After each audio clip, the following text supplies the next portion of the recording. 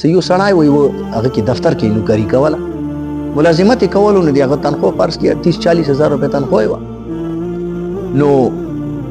یوه ورځ یې مالک ورته ویلو چې یاره بس تو ته مو تنخواه در زیاته کړله د 5000 یا 10000 روپۍ تنخواه مو درته زیاته کړه 40 ته وه 50 ته شوه نو ورته ویل صحیح ده چې ډېره مهرباني داسې یو لاس ورځې تنخواه یې وه نو دا لاس ورځې دو یو څو ورځې مسلسل دفتر ته لیټ لوړل هغه مالک ورته غوسه شو هغه ته ویل چې یاره ته خو نااهل وختې ته ته مو تنخواه زیاته کړه ته الټا ورسره بجای دي ته نوره د چستي خیلي وه ته خو یا ورسره سس شولې ته تنخواه مو دوباره واپس 10000 روپۍ مو چې کومه ته زیاته وه مو درنه کاټ کړه یو ته صحیح ده خیر تنخواه مو ناکامه کړله لوړلو کور ته ته سبایي روغللو نو هغه مالک ورته ویلو چې وړکیه مو یوه خبره تو کې لوټ کړه څه اول مو تو ته تنخواه در زیاته کړه تو په چهرې باندې مو څه داسې تاثرات نه ولیدلو چې تو خوشحال شوی هغې تنخواه او بیا څو ورځو بعد ما هغه تنخواه څه دنه کاټ کړله بیا ما یې تو چهرې ته څه ولیدلو چې د پریشانۍ تاثرات په تو باندې نه وو یعنې مو ته دا اندازه ولګېدله چې نه ته یې تنخواه پسې ته ولې خوشحال شوې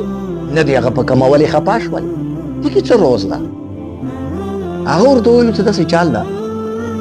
چې کومې ورځې تو مو ته تنخواه زیاته کړه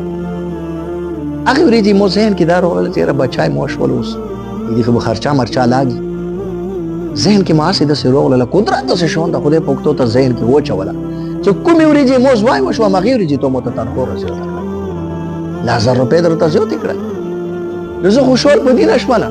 څه مو ته پاتې وه چې الله رب العزت به یې دې وله براخه مو ته راکوي زه پوه شوله چې دې وله براخه مو ته میلو شوله نو دې کې څه د خوشحالۍ خبره نه وه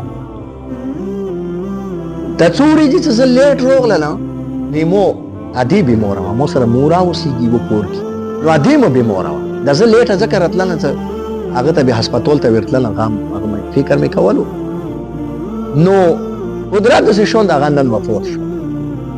چې نن وفات شوله دې تو مو نه تنخواه دوباره کامه کړله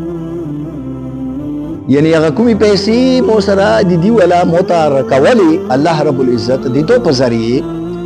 هغه څه لوړلو نو هغې حساب مو نه الله رب العزت کاټ کړل نو زه ځکه نه شو خفه مو ته الریډي پاته وه چې د دې حساب مو نه چي نو ګوره